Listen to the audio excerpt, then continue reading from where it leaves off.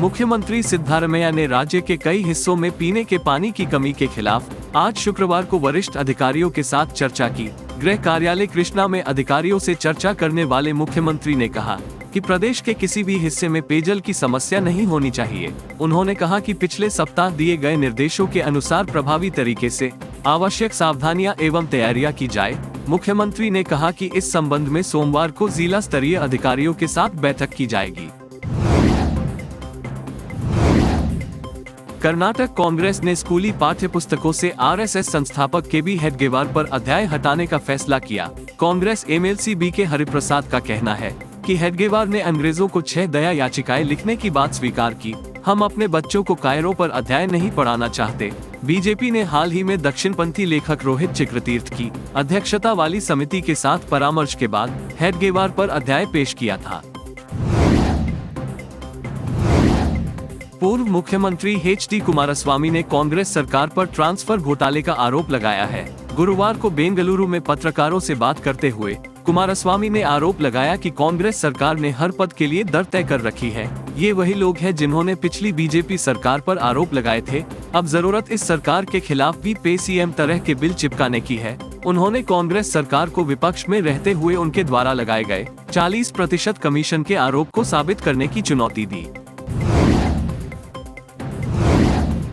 स्वास्थ्य मंत्री दिनेश गुंडू राव ने गंभीर आरोप लगाया है कि जब बीजेपी सरकार सत्ता में थी तो आरएसएस और उसके संगठन को सरकारी जमीनों को मुफ्त रूप से दिया गया था। आज बेंगलुरु में पत्रकारों से बात करते हुए उन्होंने आरएसएस सहित अपने संगठनों को राज्य में सैकड़ों एकड़ सरकारी जमीन दी है। उन्होंने कहा कि यह उनकी पार्टी और पार्टी की विचारधारा के विकास के लिए किया गया है और सीएम और राजस्व विभाग इस तथ्य की जांच करेंगे कि कानून का उल्लंघन कर जमीन दी गई थी। इतिहास को तोड़ मरोड़ कर पेश करने का काम बीजेपी ने किया है।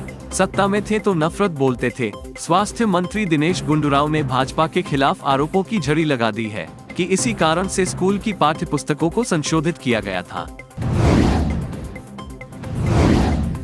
चामराजनगर प्रसिद्ध लेखक कुमार वीरभद्रप्पा ने आज शुक्रवार को कहा कि राष्ट्रपति द्रौपदी मुर्मू को नए संसद भवन के उद्घाटन समारोह में नहीं आमंत्रित किया गया क्योंकि वह एक विधवा थी। चामराजनगर में डॉक्टर राजकुमार थिएटर में बोलते हुए उन्होंने कहा कि साहित्य के द्वितीय संस्करण की पुस्तकों का विमोचन करने के बाद राष्ट्रपति को देश के शक्तिशाली संसद भवन का उद्घाटन करना था। हालांकि प्रधानमंत्री मोदी ने राष्ट्रपति को कार्यक्रम से बाहर रखा क्योंकि वह पिछड़ा जाति से थे और विधवा थी। लेकिन उन्होंने कहा दुख भरी बात यह है कि इस पर किसी ने सवाल नहीं उठाया। इसरो के अध्यक्ष एस सोमनाथ ने कहा है कि भारत के पहले मानवयुक्त अंतरिक्ष mission Gaganyaan crew module mission का पहला परीक्षण अगस्त में होगा। कल बेंगलुरु में संवाददाताओं को संबोधित करते हुए उन्होंने कहा कि परीक्षण अभियान जुलाई में किया जाना था लेकिन यह संभव नहीं हो सका। पहला परीक्षण मिशन शुरू में जुलाई में होने वाला था लेकिन इसे स्थगित कर दिया गया था। गगनयान को 2022 में लॉन्च किया जाना था। कोविड महामारी के कारण इसमें 1.5 साल की देरी हुई है। हमारा उद्देश्य मिशन को सावधानी पूर्वक लॉन्च करना है, उन्होंने कहा। बेंगलुरु तुमकुर जिले की 19 वर्षीय पैरामेडिकल छात्रा के साथ मंगलवार को बेंगलुरु के गिरिनगर में उसके प्रेमी और उसके दोस्त ने गैंगरेप किया। पीड़िता को जब कानूनी औपचारिकताओं और सामान्य चिकित्सकीय जांच के लिए थाने ले जाया गया तो वह शराब के नशे में थी। हालांकि ये स्पष्ट नहीं है कि आरोपी ने उसे शराब पिलाई या नहीं। वह नशे में थी और उसने पुलिस से अपने प्रेमी से तुरंत शादी करने के लिए कहा। होश आने पर वह अपनी शिकायत वापस लेना चाहती थी। हालांकि पुलिस ने कहा कि प्राथमिकी पहले ही दर्ज की जा चुकी है, इसलिए मामला वापस नहीं लिया जा सकता है। पीड़ित के दोस्त पुरुषोत्तम 22 वर्ष जो डिलीवरी एजेंट के रूप में काम करता है और पुरुषोत्तम का दोस्त चेतन 23 वर्ष जो एक बैंक में बिक्री प्रतिनिधि है को गिरफ्तार किया गया।